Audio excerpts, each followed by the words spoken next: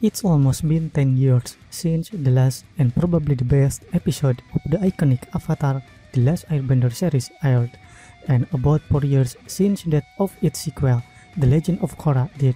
That hasn't meant the end of conversations around the sprawling and detailed Avatar universe, truth owing to dedicated fans and multiple comic books and graphic novels that now form the canon. We all know the Avatars are the greatest benders the world of Avatar has ever seen. But what about the rest of the folks? There are a lot of non-Avatar benders who are still one of the most powerful people on Earth, all thanks to their elemental bending skills. Presenting 10 greatest non-Avatar benders in the Avatar's universe ranked. 10. Combustion Man. Combustion Man does have a very cool ability. Using firebending, he could superheat the air around a target object, and the object would burst into flames in a violent explosion. Combustion Man was one of the greatest firebenders because he had developed and mastered the art of combustion bending. The reason he ranks the lowest on this list is because there are glaring flaws in his signature technique. Combustion Man's bending skill, defeated by a fable and a boomerang, once speaks volume about his lethality. His technique is great for long-range combat, but it leaves a very huge window for someone to close the distance and draw him into a close-quarter fight, which is where combustion bending falters.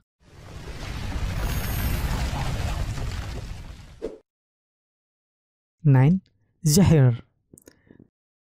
The leader of the Red Lotus group that featured throughout the third season of The Legend of Korra, Zahir was clearly one of the best airbenders in the world at the time, even though that's not saying much, as airbenders were only recently recovering from almost being wiped out before the 100 Years' War.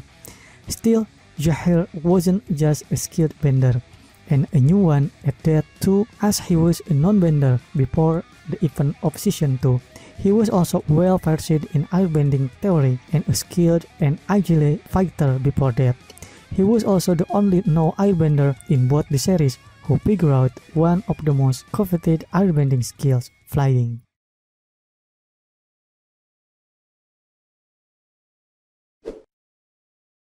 8. Zeong Zeong. Zeong Zeong was one of the firebenders Aang approached in his search to find a firebending teacher, but Zeong Zeong didn't think that Aang was ready for that kind of control. He had some control issues of his own, as seen in the takeover of Ba Sing Se in the final episodes of The Legend of Aang by the White Lotus. Zeong Zeong was by far one of the most powerful firebenders we had seen and could really mess things up if his head was in the right place. Not only was he one of the few firebenders who could stay in the air by making a kind of a jetpack with his feet, but he was also able to single-handedly produce waves upon waves of massive fireballs on unsuspecting firebending soldiers, defending the city like it was nothing. You could say that he was overpowered due to Sojin's comet, but that applied to the defending Fire Nation soldiers as well. 7. King Bumi. There is a certain beauty in deception. The ability to fool your enemies for some is an ecstasy beyond human comprehension. King Bumi of Earth Kingdom is a master of this art. He put literally everyone with his weak old man image, but in reality, he is one of the greatest earthbenders to have ever existed. King Bumi could perform earthbending without even doing the necessary stance. Only the greatest of all earthbenders could do that. King Bumi's might was enough for him to become a member of the Order to the White Lotus and partook in the liberation of Ba Sing Se. With his earthbending skills, he threw away Fire Nation tanks like they were dolls. He also came pretty close to defeating Aang, who is the most powerful avatar to ever exist. 6. Katara. While many fans would object to Katara's inclusion this high on the list, there are several factors which put her in the top section of any most powerful bender's list. For one, she was able to base Azula simply by using her environment to her tactical advantage, who were already mentioned was one of the most objectively overpowered characters in both the shows, even when she was losing it. When it comes to raw talent, Katara is arguably up there with the best.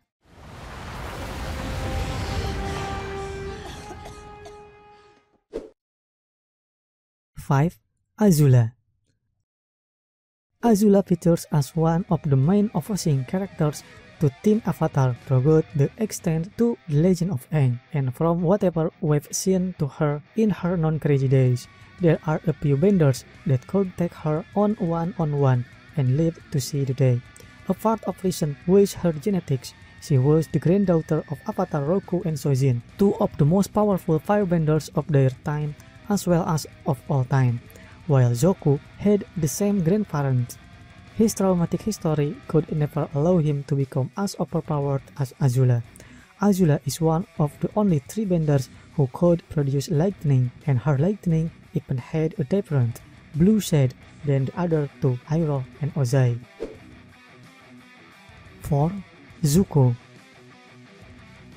Zuko was by no means a particularly powerful bender at the time of his character introduction back in the first episode of The Legend of Aang, though he definitely picked up some skills through the years that earned him a place on this list. For one, Zuko was one of the only 2 firebenders we know of who directly learned from the dragons in the episode The Firebending Masters, the other one being Iroh. While he never truly learned the skill of producing lightning like the rest of his family, Zuko was able to redirect the lightning from his father at the end of the episode The Day of Black Sun Part 2, making him one of the only 3 people we know possess that ability other than Aang and Iroh. He was also instrumental in defeating the Red Lotus before the event of The Legend of Korra, so he certainly was one of the most powerful benders in the world of that time. 3. Toph Beifong.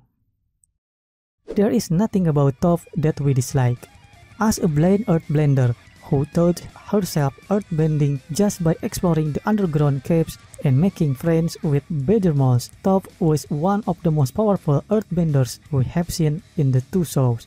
If King Bumi wasn't in the picture of to complicate this debate, and if we exclude novelty bending techniques like lava bending, which no one knew how to counter more than being powerful in itself, we're not sure if any other earthbender even comes close to her in raw skill. Check this out! 2. Iroh.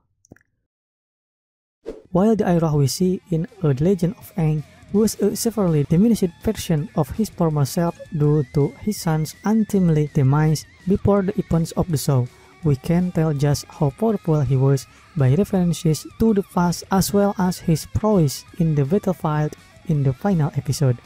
Once called the Dragon of the West, Iroh is known to have breached the outer wall of Ba Sing Se in his siege of the city, something no one had been able to do before, except Iroh when he was talking it back in the finale. 1. Ozai. Ozai was the most powerful non-avatar bender in the entirety of the 2 series, and there are many reasons. For one, Iroh, one of the most powerful benders we know of on his own, was doubtful about taking on Ozai and winning when he was talking about it with Aang, and the guy knew who he could take. Aang was also visibly concerned about fighting Ozai throughout the series, and realized that it won't be an easy feat despite being the Avatar.